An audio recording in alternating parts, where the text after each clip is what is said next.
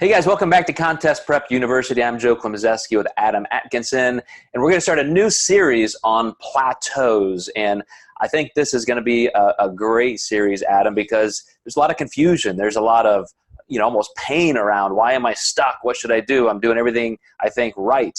And so I know you and I both probably, mentally or maybe even with a physical list, kind of trying to check, okay, let's check this, let's do this, what are you doing here? And we just kind of go through exactly all of the causes. And so let's do that with our audience. Let's go through exactly what we would each do first. And for me, if somebody is stuck, I immediately look at the objective data.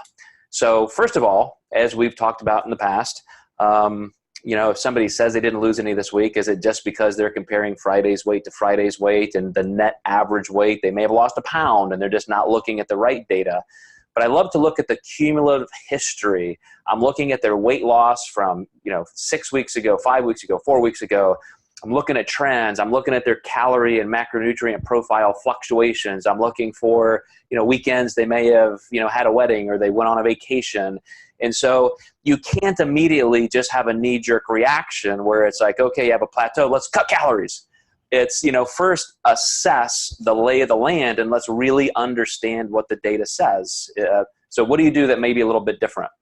Yeah, I think one of the biggest things is when a client is stuck is also just teaching them that that's actually kind of a beautiful thing. And it's the last thing they want to hear. But we wouldn't exist today if we didn't have these metabolic adaptations that have allowed us to survive and thrive for, hundreds and thousands of years. So again, not the thing they want to hear, but these plateaus happen simply for survival and the reasons of metabolic adaptation. Now, there's some issues with that.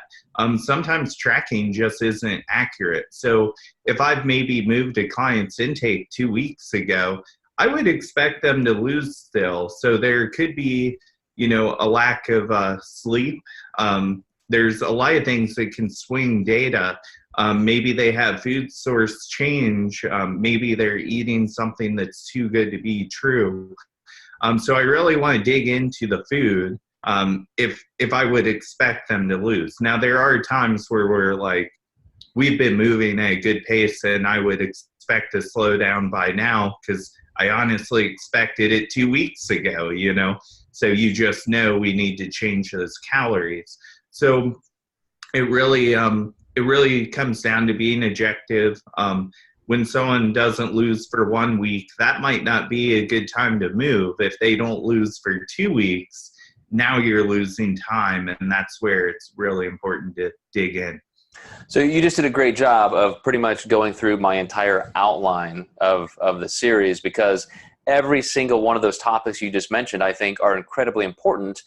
And anybody's potential plateau is going to be in one of those areas you described. And so, that's why I said looking at all of that objective data first, looking at any reasons why it may be completely normal. You brought up a big one about just normal metabolic adaptation. You've been dieting a little bit, your body composition is changing, your body weight is coming down, so your body just becomes more efficient. It doesn't take as many calories to move you around. It's become a really big, topic in the industry, that the fact that even your NEAT, your non-exercise, thermogenic activity does reduce. As soon as you are hungrier in a calorie deficit and your energy levels go down, you just don't move as much. You don't fidget as much. You don't get up from your chair as often. And so a lot of these things are really impacting metabolism, which we're going to talk about. But it really does come down to first understanding, Adam, you brought up the word accuracy. Are you really putting down on paper what is going in your body? So that's a tough conversation to have sometimes with people, but how do you address that? Just briefly, how do you talk about that with a client? Very, very tiptoe approach with that, because I never want anyone to think that they're doing that on purpose, or I never want to come off as I'm accusing somebody. And I usually state that right from the beginning. I'm not accusing you, but it's very easy to while you're meal prepping. I've had clients say, oh my gosh, I do that. I eat the leftover chicken that just doesn't fit in my portion control. We see this all the time, and it usually just starts from day one that we don't catch until it gets hard for them to lose. And then that little bit of chicken is what we need to cut out to get them going the rest of the way. It worked up until now.